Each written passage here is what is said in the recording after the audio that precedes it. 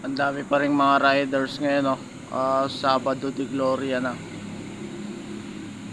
May nalaglag na tent yung ano, yung tricycle na pulot ng mga rider.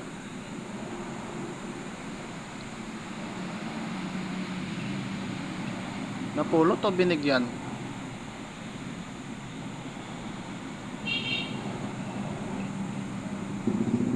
Napulot o binibigyan na kasi may